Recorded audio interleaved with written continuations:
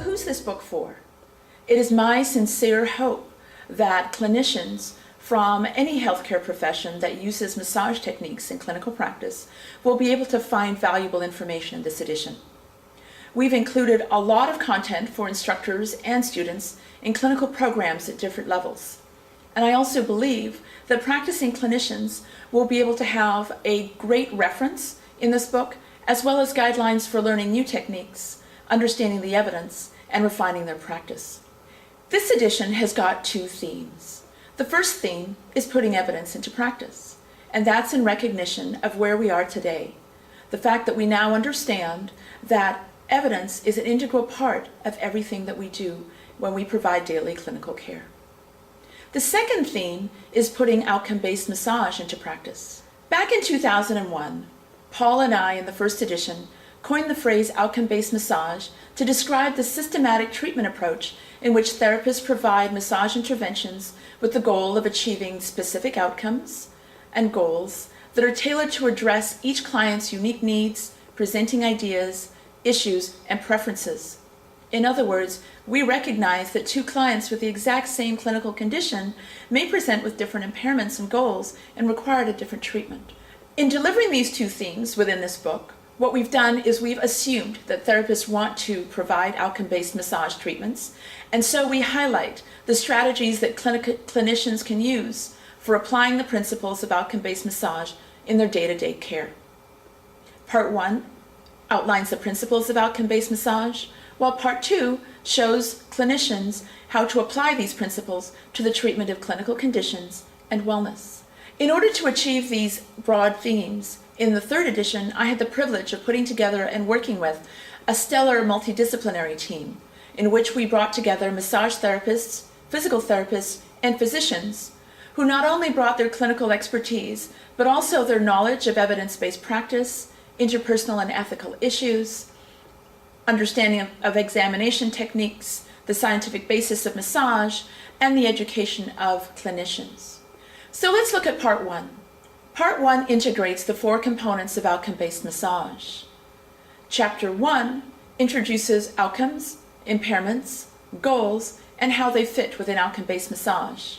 Chapter 2 provides guidelines for successfully managing the therapeutic relationship between the client and the clinician.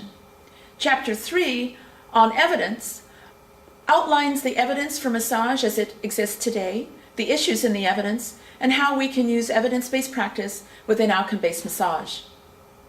The fourth chapter, on the examination for outcome-based massage, introduces 30 different types of impairments that you can use with outcome-based massage, and the subjective and objective examination techniques for being able to assess those impairments and identify appropriate outcomes. In the fifth chapter, Outcome-Based Massage Clinical Decision-Making, I introduced the 5 key components of outcome-based massage, and we put those together into a 9-step clinical decision-making process that guides you from the client's initial presentation through examination and treatment all the way to discharge. So then we move to Part 2.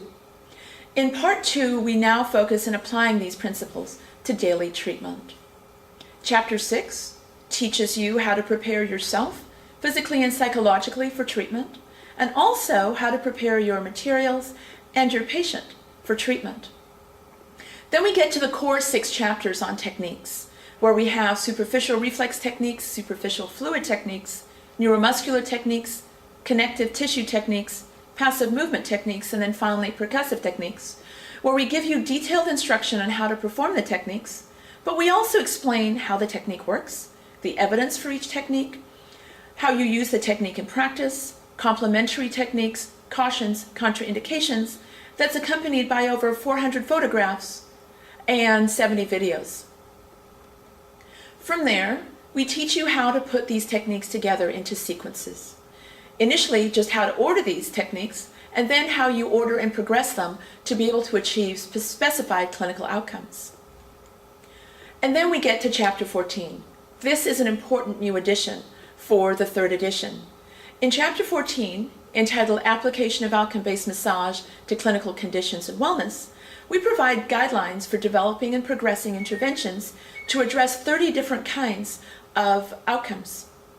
We give you clinical examples and then 10 clinical cases with outcome-based massage clinical decision-making exercises that guide you through the practice of how to do this.